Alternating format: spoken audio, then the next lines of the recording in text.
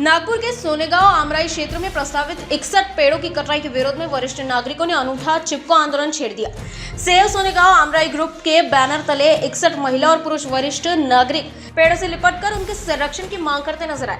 महिलाओं ने 61 पेड़ों को राखी बांधी और 61 दीपों से आरती उतारकर वृक्षों को बचाने का संकल्प लिया। नागरिकों का कहना है कि यह क्षेत्र वर्षों से मॉर्निंग वॉक, धार्मिक आस्था और जैव विविधता का महत्वपूर्ण केंद्र रहा है। मनपा ने मालवाहिका परियोजना के लिए इन पेड़ों को बाधक बताते हुए कटाई का प्रस्ताव रखा है। आंदोलनकारियों ने मांग की है कि सीवरेज लाइन का मार्ग बदला जाए और नाले के किनारे से परियोजना पूरी की जाए। उनका कहना है कि पेड़ों की कटाई से पर्यावरण, पक्षियों और स्थानीय जैव विविधता पर गंभीर असर पड़ेगा। ऐतिहासिक असलेल्या भोसलेकालीन म्हणजे 18व्या शतकातली हा जो परिसर आहे याला सोनेगाव आमराई असं म्हणतात आणि या सोनेगाव आमराईमध्ये नागपूर महानगरपालिका इथून एक सिवेजची पाईपलाईन टाकणार आहे। त्याच्याकरिता जवळपास 61 झाडं ते इथले तोडणार आहेत अशी त्यांनी नोटीस वर्तमानपत्रात दिली।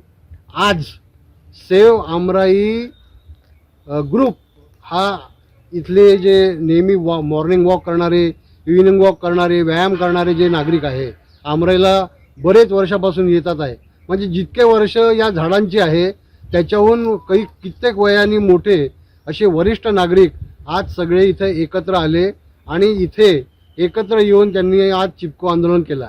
या सर्व वरिष्ठ नागरिकांचा एकच म्हणणं आहे की इथलं एकही झाड आम्ही तोडू देणार नाही। ही जी सिवरेजची पाईपलाईन टाकायची आहे ही तुम्ही बाजूच्या नाल्यातून टाका, त्याला चेंबर बनवा, काय करायचं ते करा, इथलं एकही झाड तुटणार नाही अशी सक्त ताकीद दिलेली आहे। हे वरिष्ठ नागरिक विचारतात आहे, अरे नागपूर महानगरपालिका तुमचं डोकं ठिकाणावर आहे का?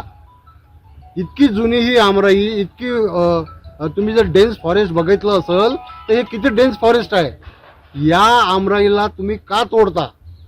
या आमराईला तुम्ही हात लावायचा नाही, एकही झाडाला आम्ही हात लावू देणार नाही।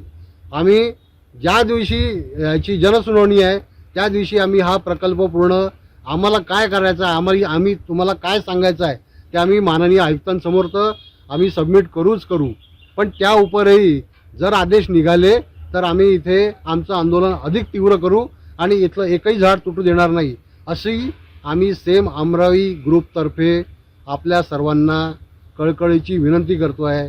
इथल्या एकही झाडाला तुम्ही हात लावू नका।